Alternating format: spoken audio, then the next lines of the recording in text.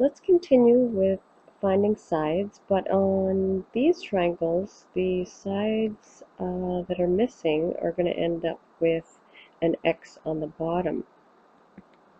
So let's have a look at this triangle. Again, we start with, think about if you're standing in this corner and you're looking across, this is going to be the opposite side, remember? And then here we have the hypotenuse side. So if we have opposite and hypotenuse, we are going to use our SOAP formula, and here it is. So let's find the numbers that we want to put in here. Our theta is going to be 40, our opposite we said was 10, and our hypotenuse is our x. So let's put those numbers in and have a look. Here we've got our formula, and it looks similar to last time, but notice that the x is on the bottom this time. Last time we did this, the x was always on the top.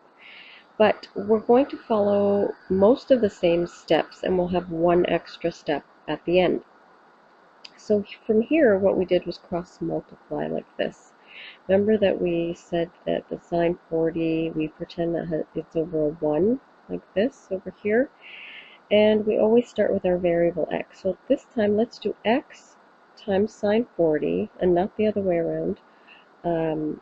We want to start with our x. So x times sine 40 is equal to 10 times 1, which will be 10. So it looks something like this. Okay, x times sine 40 is equal to 10. Okay, now we're almost done. We've got this one extra step to do. I want x to be by itself.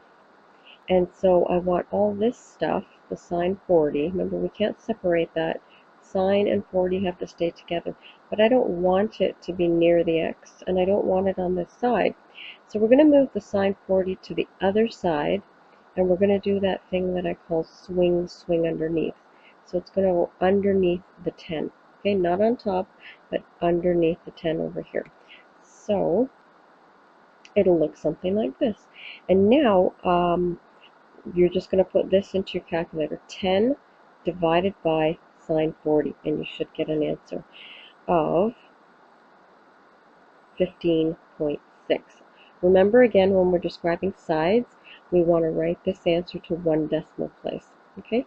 Remember last time we had multiplication all right here, but this time, because of that extra step, we're always going to be dividing. So the difference now that you can see is when x is on top, we end up multiplying, but when x is on the bottom, we end up dividing.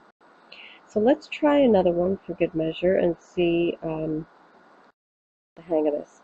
Okay, we're standing here.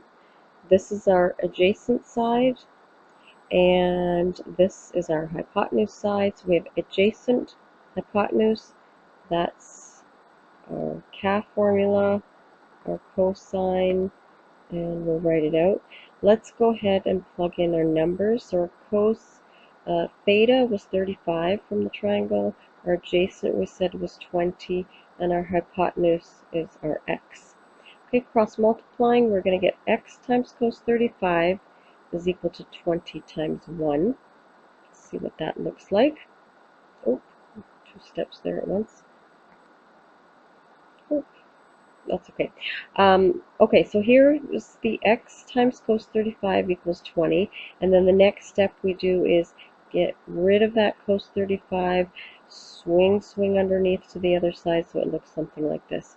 Okay, so go ahead and put that in your calculator, 20 divided by cos 35, and we should get an answer of 24.4. So make sure you're getting these answers so that you know your calculator is working properly.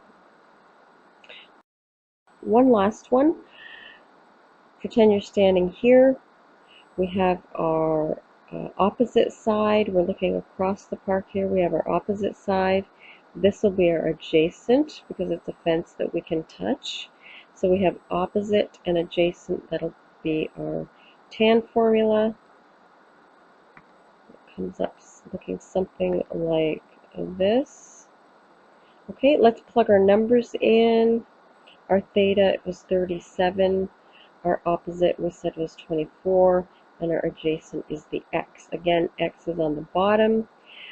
So let's go ahead and cross multiply. X times tan 37 is going to equal to 24 times 1, which is 24. Looks like this. And then what we did next was that tan 37 swings underneath to the other side. So do your swing underneath. Put this in your calculator. 24 divided by tan 37. And let's see what we get. 31.8. Okay, so make sure you're getting that before you go ahead and try your homework questions.